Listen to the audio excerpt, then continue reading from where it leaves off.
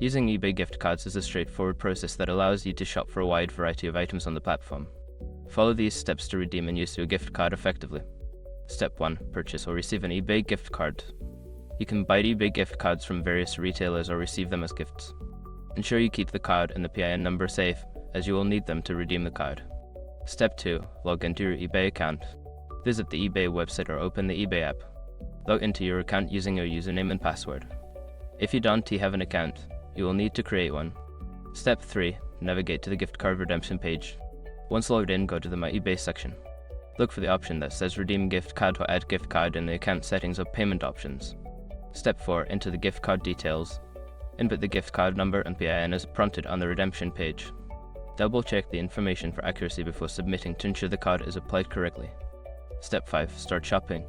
After successfully redeeming the gift card, the balance will be added to your eBay account. You can now browse items, add them to your cart, and use your gift card balance at checkout to pay for your purchases. Now you are ready to enjoy shopping on eBay with your gift card. Happy shopping!